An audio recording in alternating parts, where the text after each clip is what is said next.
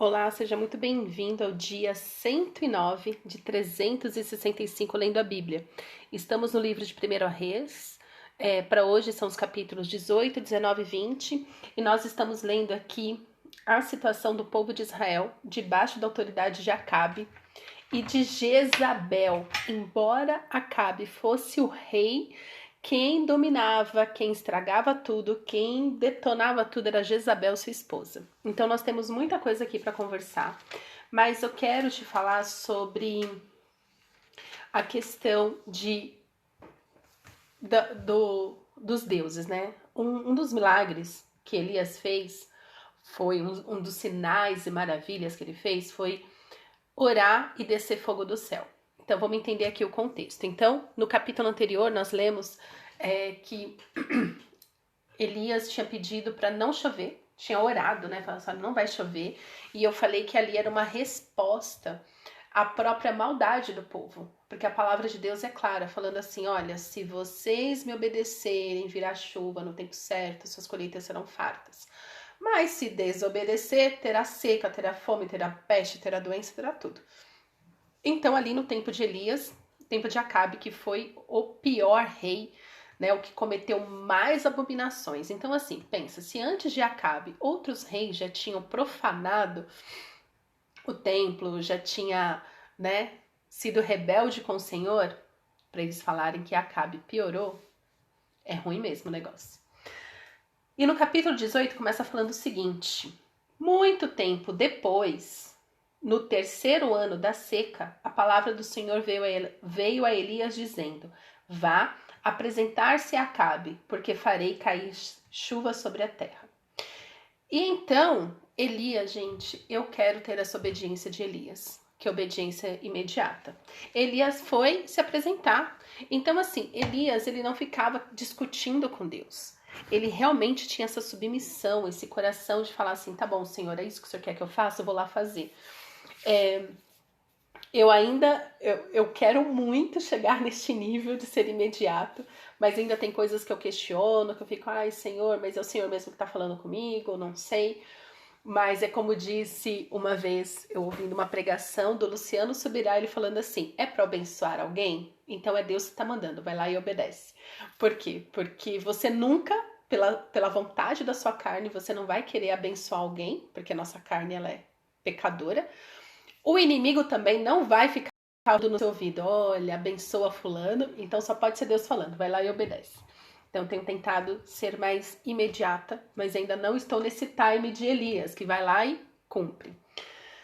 E aqui no capítulo 18, no verso 20, né, então ele vai realmente atrás de Acabe, ele pede uma audiência com Acabe e tudo mais, e ele chega lá para conversar. Então no capítulo 17, capítulo 18, verso 17 diz: quando Acabe viu Elias, disse: então é você o perturbador de Israel? Por quê? Porque Elias ficava condenando o pecado do povo. Ele ficava não condenando, ele ficava apontando o que o povo fazia de errado. Então, olha só, da visão de Acabe, quem estava perturbando o povo era Elias. Quando, na verdade, o abominável, quem fazia coisas abomináveis era o próprio Acabe. Elias respondeu: eu não tenho perturbado Israel. Quem tem perturbado Israel é você e a casa do seu pai, porque vocês abandonaram os mandamentos do Senhor e seguiram os Baalaíns. Agora ordene que todo o povo, todo Israel, venha se encontrar comigo no Monte Carmelo. Convoque também os 450 profetas de Baal e os 400 profetas da deusa Azerá, que comem da mesa de Jezabel. Jezabel, esposa de Acabe. Então ele está falando assim, ó, tem 450 profetas, então deu aqui 850 pessoas no total, que comem aonde? Na mesa com Jezabel. Ou seja, ele quer dizer assim, que comem na mesa, quer dizer assim, eles têm intimidade, eles vivem juntos. Porque assim, se você tá lendo a sua Bíblia direitinho até aqui, você vai perceber que comer junto é uma questão de intimidade. E a Bíblia é o livro que mais fala de comida. Né? Então, apareceu o anjo, então ele assou ali um carneiro, deu pro anjo comer. foram lá e tomaram uma refeição junto, e tomaram refeição junto, tanto que Jesus, quando ele celebra a última ceia, ali com os apóstolos, ele fala, comei este pão em memória de mim, a minha carne, tomai este vinho em memória de mim, porque é o meu sangue. Até Jesus manda a gente continuar comendo em memória dele, então, comida. Então, quando ele fala assim, comiam, que comem da mesa de Jezabel, eles vivem juntos, eles têm intimidade, eles comem juntos, eles vivem juntos, eles convivem, eles têm uma irmandade. Então, verso 20, então Acabe enviou mensageiros a todos os filhos de Israel e ajuntou os profetas no Monte Carmelo. Depois Elias se aproximou de todo o povo e disse, até quando vocês ficarão pulando de um lado para o outro? Se o Senhor é Deus, siga-no. Se é Baal, siga-no. Porém o povo não disse uma só palavra, porque o povo é muito despertinho, isso deve acontecer com você também. Isso já aconteceu muito comigo. Ah, Deus não quer me dar? Eu vou do outro lado para ver se eu tenho o que eu quero. Então, o que ele está falando assim, vocês quando aperta, vocês apelam para Deus. Quando Deus dá tudo que vocês pedem, vocês apelam para Baal. Então, decide quem vocês querem seguir. Verso 22. Então Elias disse ao povo, eu sou o único que restou dos profetas do Senhor, e os profetas de Baal são 450 homens. Tragam agora 2 novilhos, eles que escolham para si um dos novilhos e, cortando-o em pedaços, o ponham sobre a lenha. Porém, não ponham fogo. Eu prepararei o outro novilho e o porei sobre a lenha, mas não porei fogo. Então eles invocarão o nome de seu Deus, com letra minúscula, está escrito aqui, e eu invocarei o nome do Senhor. E há de ser que o Deus, com letra minúscula, que responder com fogo, esse que é o Deus, com letra maiúscula. Então, assim, infelizmente, na língua portuguesa a gente tem essa pobreza de vocabulário, mas ele tá falando assim, então Deus, ou seja, aquele que ofereceu o sacrifício, então assim, ele falou assim, vamos montar então 2 altares. Você vai oferecer sacrifício aí para os seus deusinhos, para Baal, e eu vou oferecer para o Senhor, Criador de todas as coisas.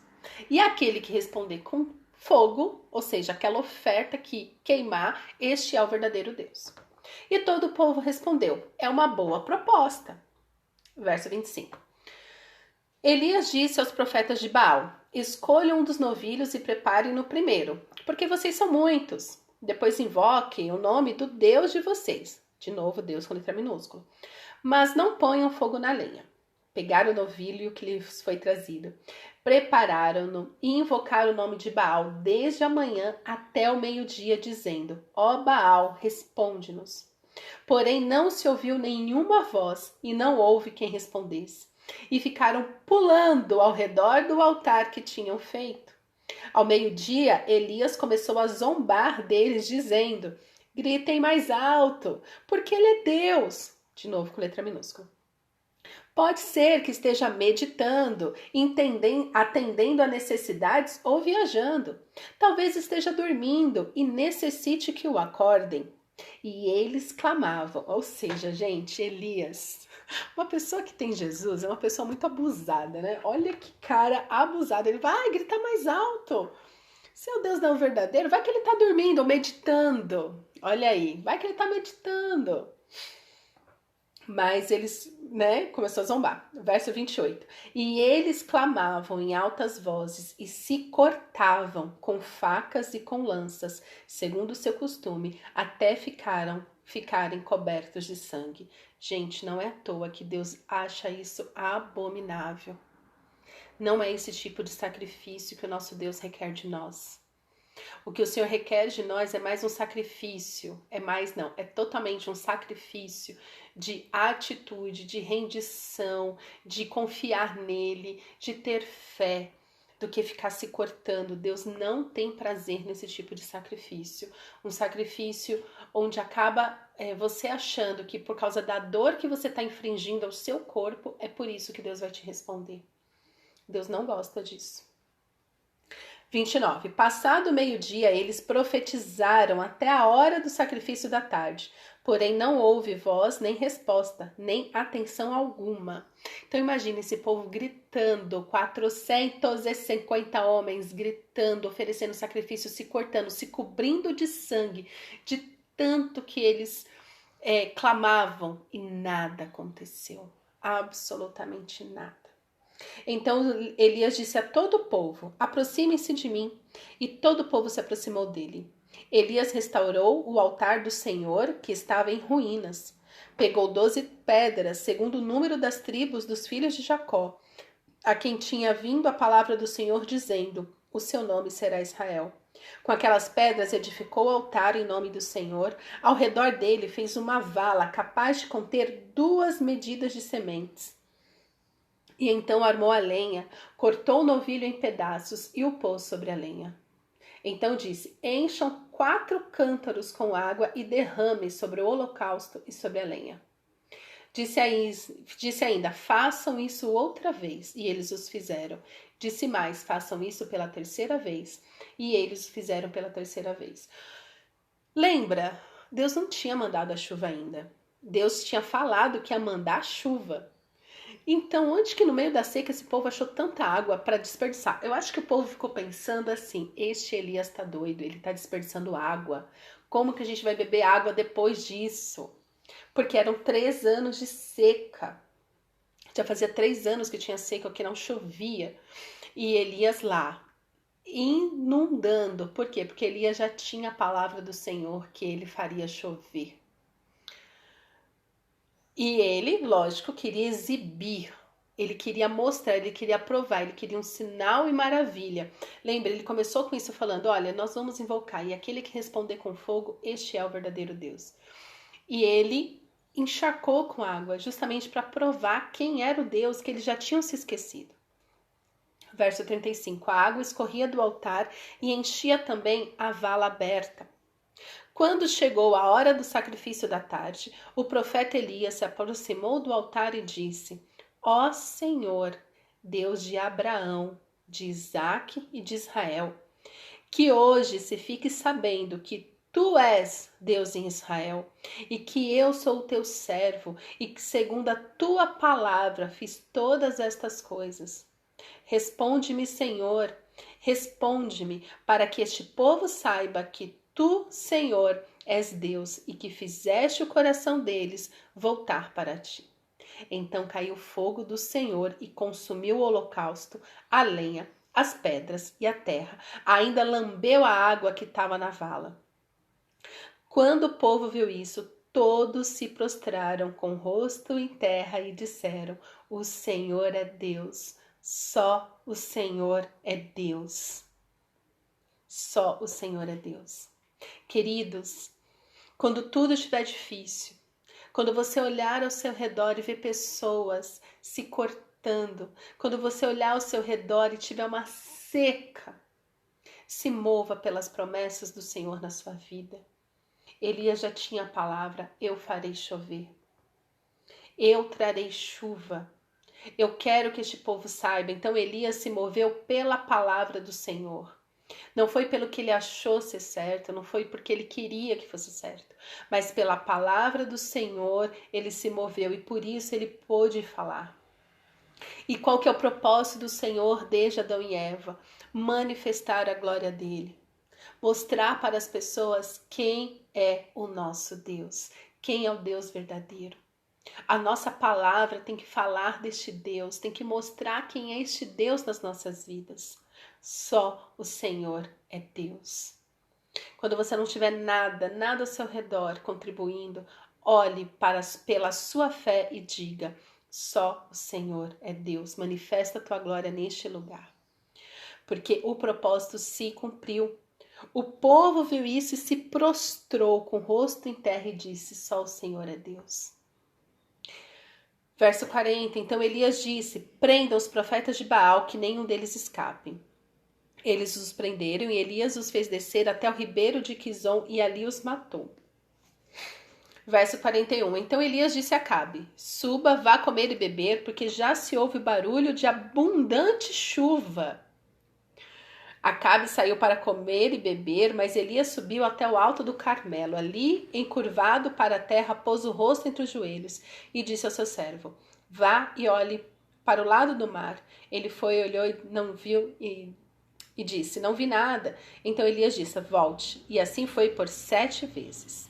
Então, assim, Elias, pela fé, ele disse: Já se ouve o barulho de abundante chuva, mas o céu estava limpo.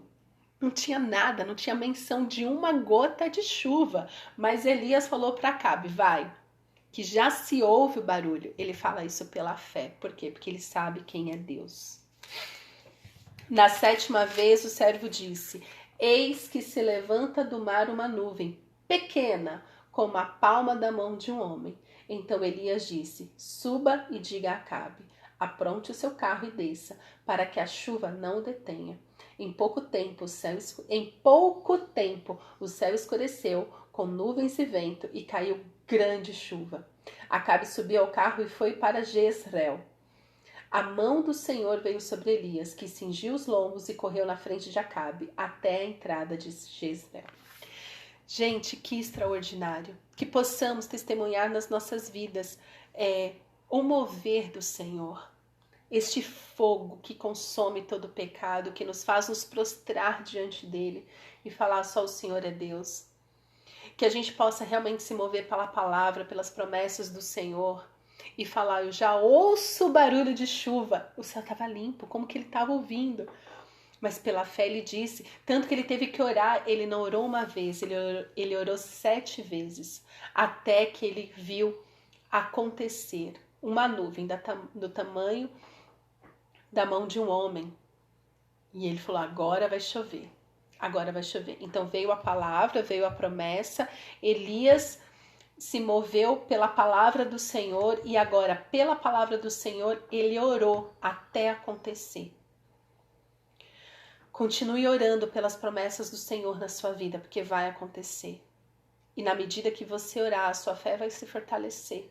E na hora certa, chuva abundante cairá sobre a sua vida. Amém?